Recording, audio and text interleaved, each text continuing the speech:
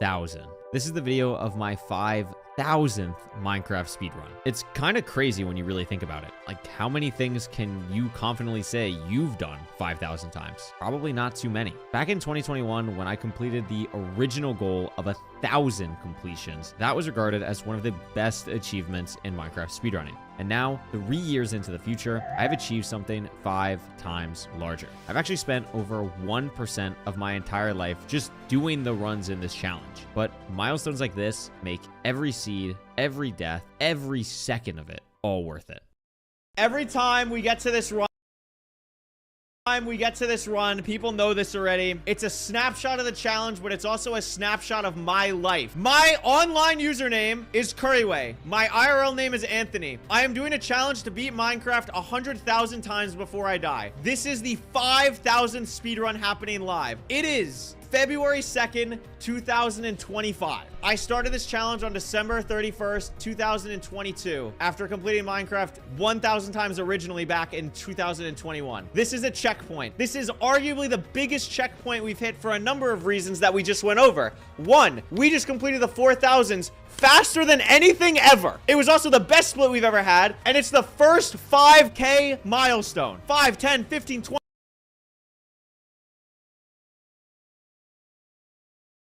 25. This is the first one. It feels special. It feels real. I am so happy that I got to this point. 4 months ago, I had a broken arm. 5 months ago, I didn't know if I was going to do YouTube full time. And we pushed through. We revitalized everything I'm doing about this challenge to try and get more people to see the vision that I have, that this is something truly special. And I feel like this stream, this moment, everything about what we've done today, the past couple of days, the past week, the past month, everything that's been going on YouTube, Twitch, etc. We've proven that this is something that is more than just me playing a silly game. This is something that I long for, to be able to say that I did, to be able to say that we did together, beating this game 100,000 times. And this is run 5,000. Let's freaking do this, dude. Run 5K 1.20, 1.4 recent version.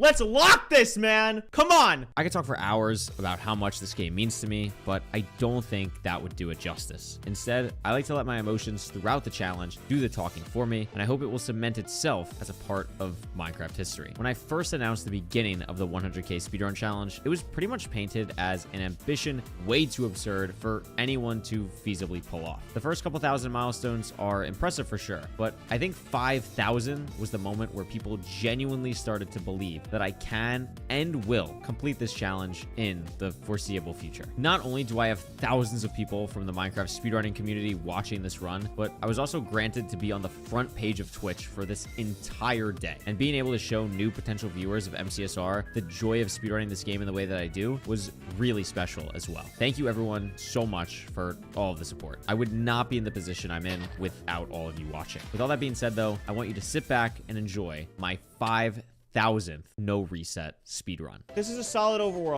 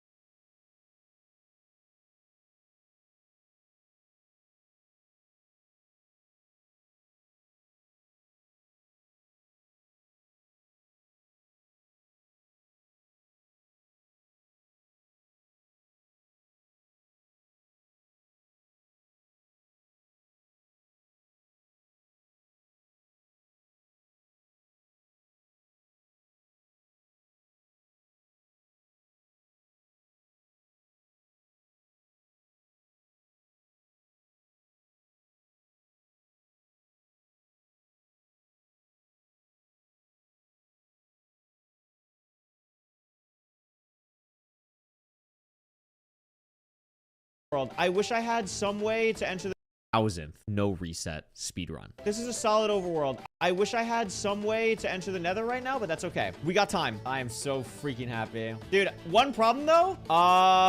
Do you guys see hay bales? I'm not seeing... Oh, saved. I would love a bucket chest. I would actually get more hype for the bucket chest than anything else. Holy flipping 10, dude. Thank you all so much. And Venom, thank you for the 5 gifted goats. I appreciate it. 5 iron! We're cheating! Lock this in. I don't know if I'm gonna get enough food from this, but it's like fine. I'm gonna get 10,000 golden carrots in the bastion or whatever. Oh, this is chill. This is chill. I gotta figure out what my next move is gonna be, because digging down sucks.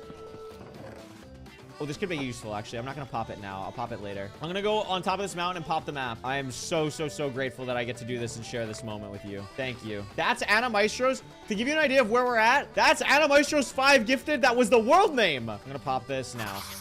Yes! Bingo! Bingo! Bingo! Let's freaking go. Map strats, baby. Will, oh, geez.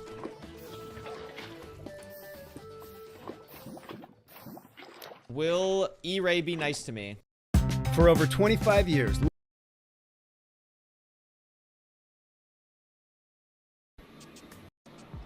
Oh, it is. It's nice to me today. It's nice to me. Oh, it's hot. It's stables again. Oh my god, please don't be double bad. So I don't have a triple, but I at least have a good gap. So that's my saving grace right now. I have a good gap. I have a good gap. It's one good gap. All right. Well, I don't think we're gonna get a bajillion pearls here, but it's gonna be a start.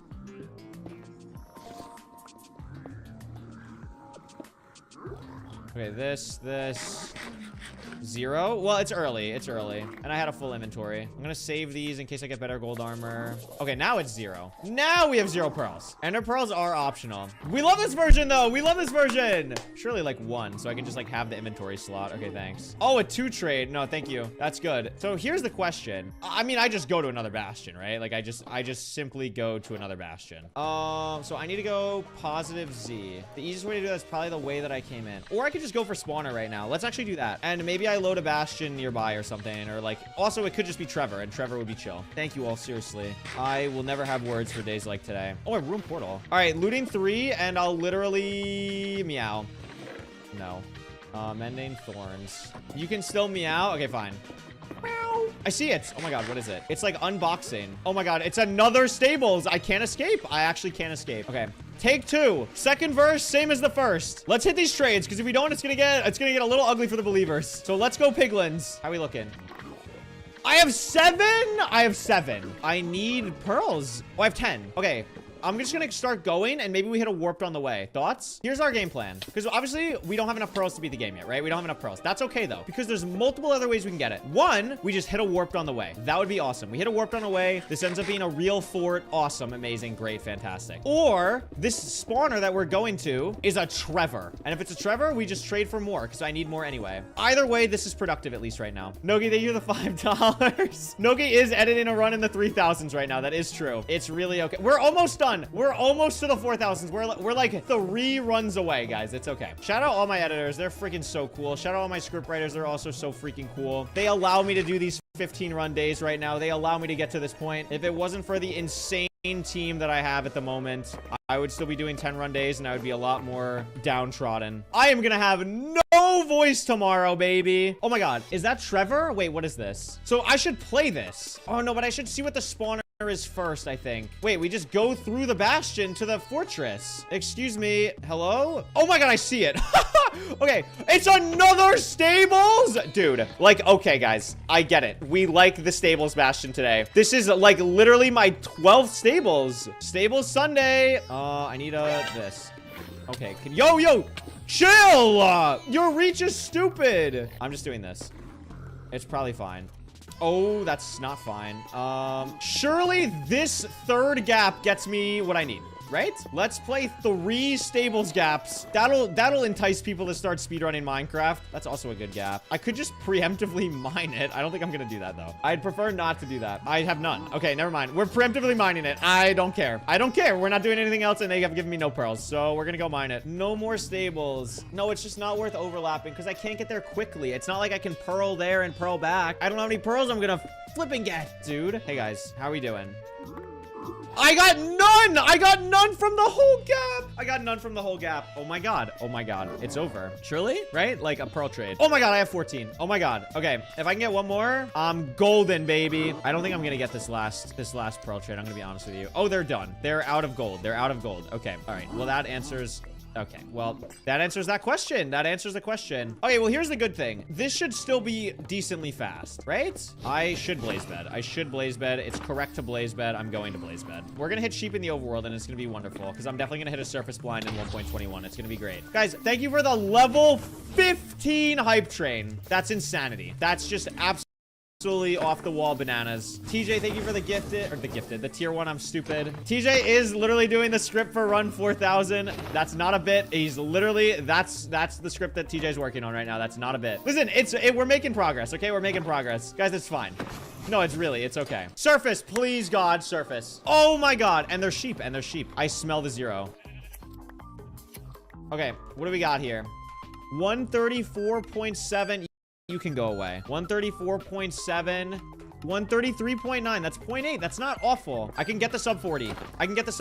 But I need more rods, and they're really not coming. I need one more. One more. Come on. Come on. Whatever, I'm going. I don't care. Dude, this is actually gonna be close for Pred. 569, 207. I mean, this is good enough. I'm just gonna go here. I could always build another portal. Please!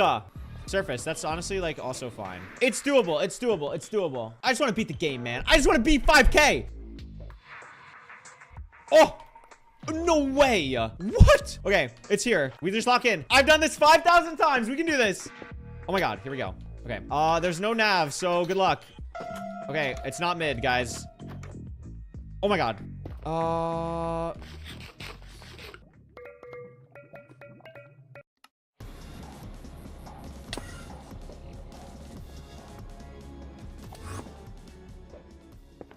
No, I missed the pearl. Good job, idiot. All right, we'll try again another 100 runs. I mentioned this earlier, but this challenge would not be possible without the support from all of you. Whether you watch the runs live, watch them on YouTube, or support this challenge in other ways, from the bottom of my heart, thank you all so much. The 4,000s blew by so fast, and by the time this video goes out, we'll already be cranking out runs in the 6,000s. So who knows? By this time next year, we might even be on the cusp of 10,000 already. But with all that being said, I think it's time we finally turn the page to a new chapter of this challenge. So thank you all so much for watching, and of course, enjoy the 1 cycle. Yes! Yes! I'm shaking.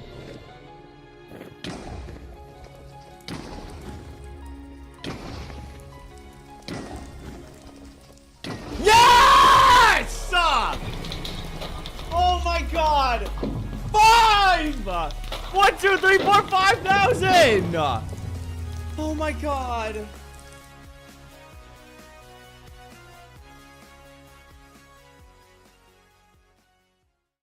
Stop taking meeting notes and let ClickUp AI Note Taker do it for you. It allows you to focus on your meetings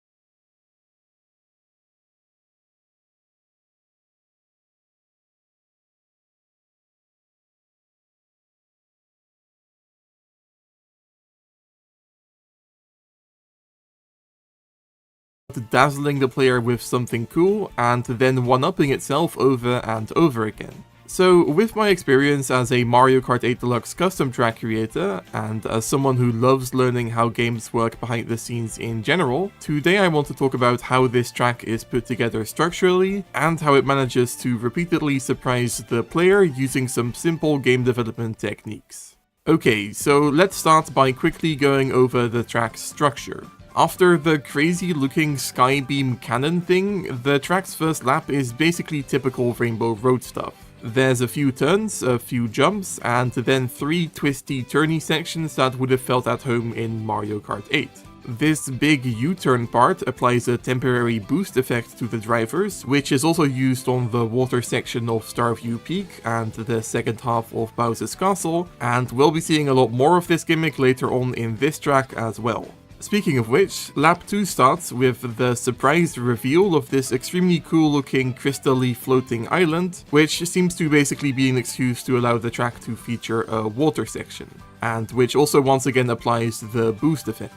This part of the track feels so open, with these additional paths you can't drive on, including this bridge, that I wonder if this was at one point meant to be an area you could explore during free roam. Maybe that'll be added in an update or something. Lap 2 finishes off with another twisty turny section with a split path that also continues to apply a boost effect to the drivers. But that's not the only effect that's applied here, because this section also features anti-gravity. And no, I don't mean in the way that loads of Mario Kart World tracks, and even earlier parts of this track, feature sections that would have been anti-gravity had they been in Mario Kart 8. I mean an actual proper rotation of the direction gravity is applied to the drivers. On these other fake anti-gravity sections, the camera will always try to sort of stay level with the ground, at least a bit, especially during snapshot mode where the camera doesn't rotate to match the player's orientation at all. But in this section, and basically the rest of the track from here on out, the camera rotates along with the drivers, including during snapshot mode.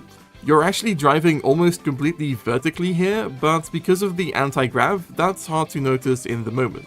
Whereas the road here features cooler blue and green hues, another split path section later on uses warmer colors, and then in the final section the road becomes fully rainbow again. But we're getting ahead of ourselves. This here is also the first appearance of the magical floating train that will follow us throughout the rest of the track. Then it's time for lap 3, which comprises a space station satellite. And to me, the reveal of this part as you fly at tremendous speeds and the sky around you turns black was even more breathtaking when playing the track for the first time than the reveal of the floating island part earlier. After a long turn that once again splits into 2 paths, you end up driving down the main shaft of the satellite in a section that features a few thwomps and a bunch of sharp turns and jump ramps. This is also where that boost effect gets activated once again. So far, the track's use of anti-gravity has been subtle enough to where most players likely didn't even notice, but not only do this section's 2 separate paths take you upside down compared to the other route, but lap 4 starts with the view of the Earth from completely upside down, and it is only after another twisty set of rainbow shoelaces that you'll be right side up again.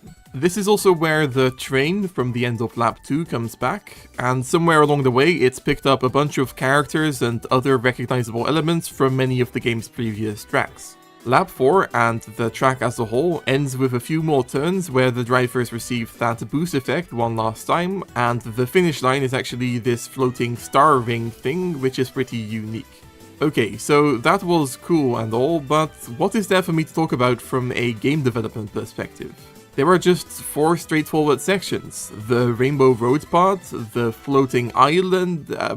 wait a second, where is it? You know, the massive glowing floating island made of crystals and with other smaller floating islands around it. There are even some pretty close to the starting line, and yet it's nowhere to be seen when driving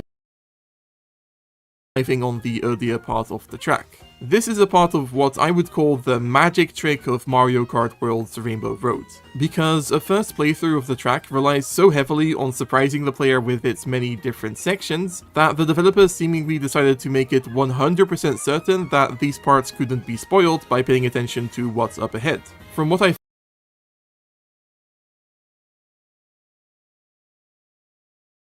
found, even using snapshot mode, it's impossible to see this water section coming before you're supposed to, mainly because the exact moment it spawns in is blocked by these clouds. There's nothing here at first, then once you drive up the ramp, there it is, a big ol' floating island out of nowhere. Now, if you're a game developer watching this, or someone like me who's just interested in game development techniques, you'll probably tell me this isn't a magic trick, cause you know exactly what's going on. And indeed, this is just a creative use of culling. Culling is a term for that thing in video games where elements the player can't see get unloaded to save on having to process any unnecessary data. And it's nothing new to Mario Kart. For example, almost every track in Mario Kart 8 makes use of culling to dynamically unload portions of the track that players can't possibly see when they're on another part of the track. My favorite example of this is on Mount Wario, where this earlier part of the track, when you're at the very top of the mountain, actually doesn't make geographical sense compared to the rest of the track, because this section is floating above the slopes that make up the later 2/3 of the track. But because the game uses culling to delete this part when you're driving through the cave section, it doesn't matter that you'd normally be able to see it from this other part of the track because it's no longer visible now. And this is exactly what happens on Mario Kart World's Rainbow Road as well. Only instead of a cave section, the game uses these clouds to seamlessly spawn in the floating water island without you being able to see it happening. In fact, I wouldn't be surprised if this is the primary reason why the track features so many clouds in the first place, because these help hide the transitions between each section that gets spawned in and deleted. Also, on a psychological level, so long as you don't have the track's exact structure memorized, the clouds all around you make it feel more plausible that a section like this is actually blocked from view, even though in reality the floating island appears right next to the starting line, so of course normally you should be able to see it here. Now, in the case of Mount Wario, that track is so ginormous and features so many different detailed environments that culling had to be used, not just to make sure the players couldn't see the start of the track floating above them, but because otherwise the poor old Wii U would lag due to the amount of polygons it would be forced to account for all at once. So it could be argued that, as opposed to being used specifically to preserve the track's many surprises, maybe the primary reason parts of Mario Kart World's Rainbow Road appear and disappear dynamically is just for the sake of optimization as well. However, compared to most tracks in the game, and especially the free roam environments, Rainbow Road is relatively empty. There's just no way this stuff features as many polygons as all of this. So I highly doubt that the Switch 2 would lag if it tried to process this entire track all at once, meaning at most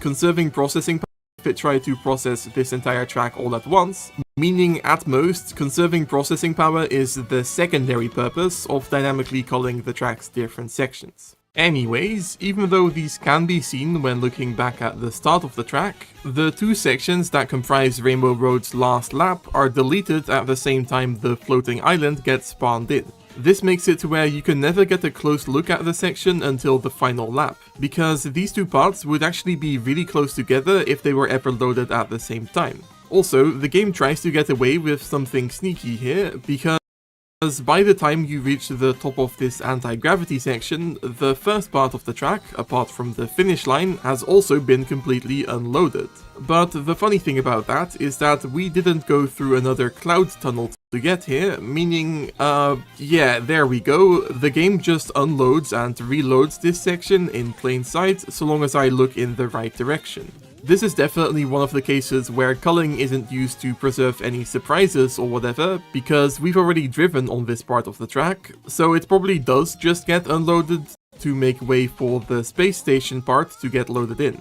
Speaking of which, that thing is protected by another cloud tunnel. However, this time the loading zone wasn't lined up perfectly, since you can just barely see the tip of the satellite spawn in here. And yeah, in case it wasn't obvious, you can't see the space station from any earlier part of the track.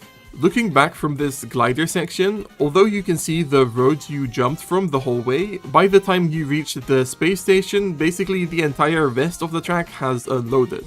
If you look really closely, you can even see the exact moment it happens, because even though the road here doesn't disappear, the floating island behind it does. This means that at this point, there is almost no Rainbow Road in Rainbow Road, if you get what I mean. Even the upcoming section, for some reason, isn't displaying its rainbow colors currently.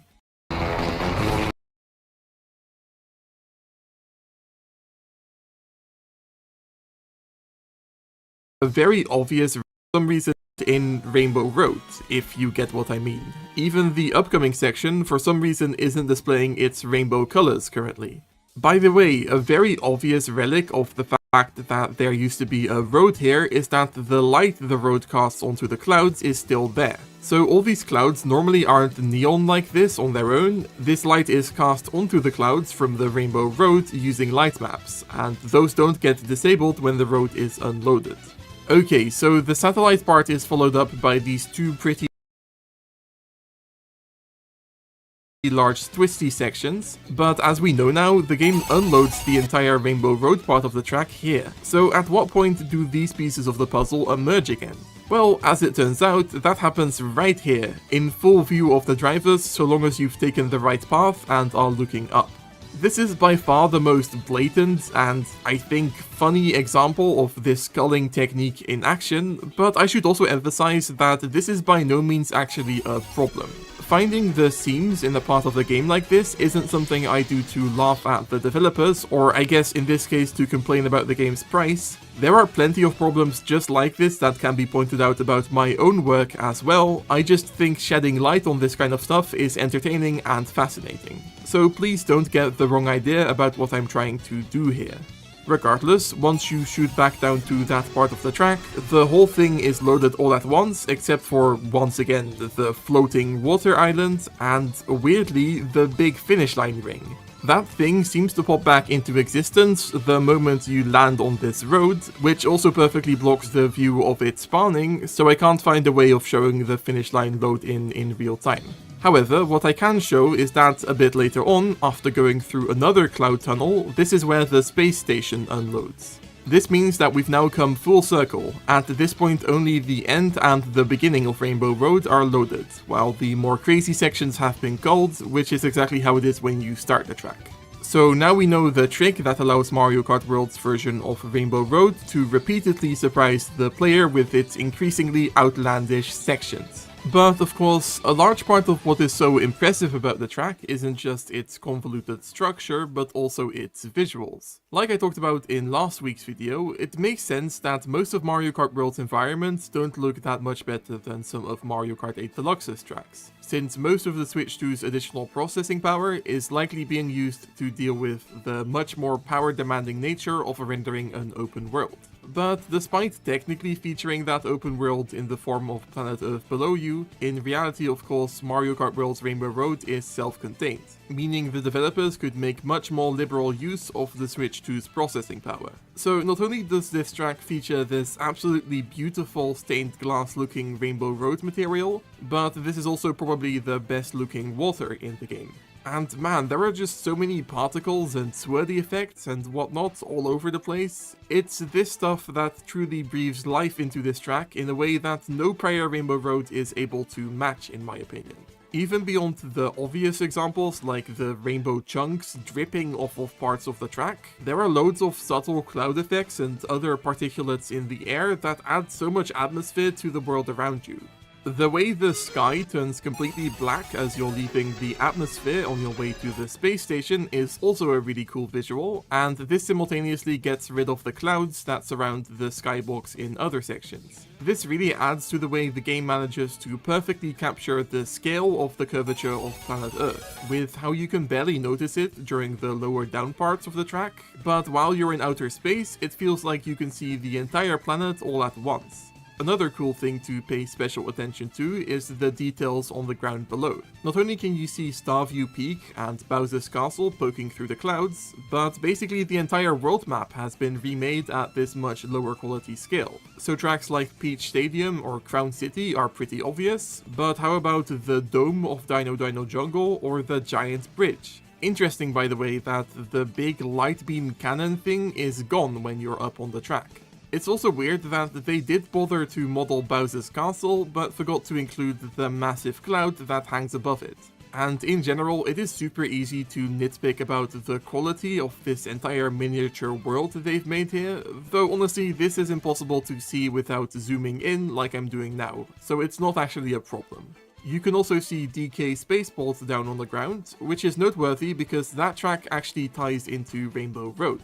Long before the game came out, some people theorized that maybe DK Spaceport would be the track from which you access Rainbow Road. It is quite literally a spaceport after all, and yeah, I was one of those people. Now, of course, that didn't end up being the case, but the space station in Rainbow Road does feature a rocket that's themed after the original Donkey Kong game and watch. So I suppose in-universe this thing came from DK Spaceport. In fact, there are Donkey Kong references all over the satellite. And speaking of references, over the past week I've seen a sentiment along the lines of Mario Kart World's Rainbow Road references every other Rainbow Road in the series quite a number of times, and this is actually also something I theorized before the game came out. So for the final part of this video, why don't we do a lightning round of possible ways this track might feature references to previous Rainbow Roads. SNES Rainbow Road is pretty obviously the inspiration for this space station section, with the rainbow thwomps, the angular turns, and even the retro-looking jump ramps. I don't think the track references the original incarnation of N64 Rainbow Road, but this big slanted turn here does feel nearly identical to a section on the Mario Kart 8 remake of the track, and obviously the whole flying train thing was also first introduced there. As for GBA Rainbow Roads, I guess the track features clouds and you can trick off of the edges, but that's about it. GCN Rainbow Road also isn't referenced overtly, though it was the first track to feature a world below the road, so I suppose you could count that. For DS Rainbow Road, I can't think of anything really. I guess it also sort of featured anti-gravity as a one-off, just like this track? I don't know. The cannon that takes you up to Rainbow Road in this game is pretty similar to the one towards the end of Mario Kart Wii's version, and I suppose you could say the track uses the same structure as Mario Kart 7's Rainbow Road, though actually these weird boost panel strips are also very similar to the ones on that track. Lastly, of course, the whole space station satellite thing is clearly a reference to Mario Kart 8's Rainbow Road.